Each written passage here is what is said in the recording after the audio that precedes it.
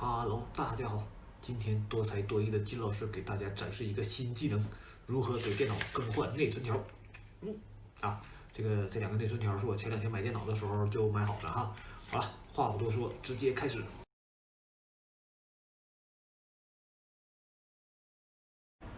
OK， 好，现在我们就开始了啊。这个就是我前2天新买的这个电脑啊。开始。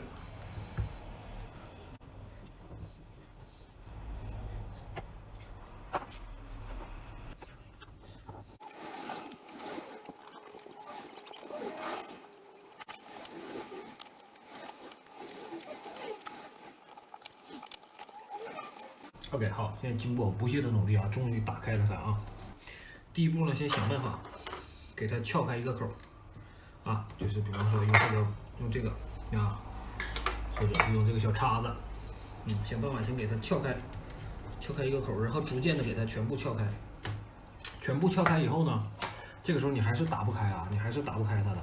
这个时候你还是打不开，它中间呢会卡在那个地方啊。为什么会卡在这个地方？现在我打开来跟你说一下哈。好。看到这个地方了吗？当你打开的时候啊，这个螺丝拧开的时候啊，这个地方它还夹在这个上面啊，所以你要想办法，给这个重接上啊。当然，一掰也就下来了啊，或者是我也不知道有什么别的方法啊，反正我就是这样啊拿下来的啊。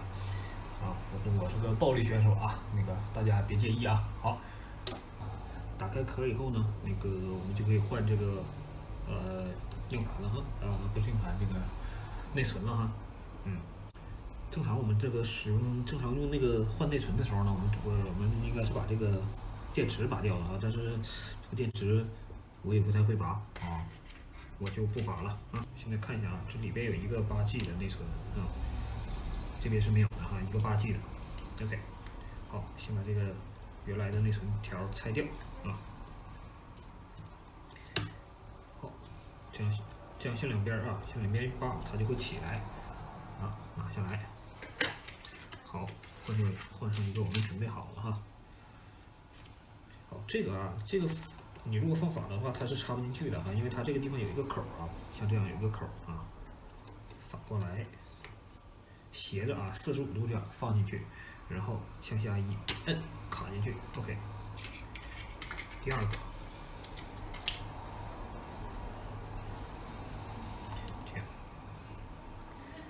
45度插进去，然后向下一按。OK， 好了，现在我们就换好了啊，非常简单啊。好，现在来开机试一下啊。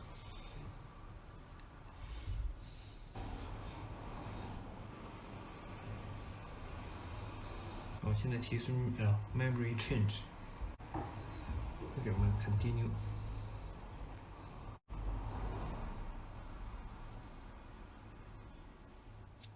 好的，它应该需要设置一下哦。好了，现在我们这个电脑已经换好了。OK， 现在就开机了，非常好。好的啊，现在刚才我已经试了一下，它已经完全可以开机啊，没有问题啊。现在换好这个啊，如果我觉得这个内存呢不，这个内存啊，这是也就是这个硬盘啊，硬盘不够，现在这是一个小的硬盘啊。如果想换的话呢，可以买一个大的啊，这另外可以再加装一个哈，可以买个这个是一个512G 的啊，已经是基本上够用啊。但是如果不够呢，我可以再买一个512G 的，额外的放在这个位置哈，这个位置。现在这个位置可以再换一个，你如果不够可以买2个1G 的。也可以放长的哈，放在这，这样重新安装啊。好，现在我给它组装起来了。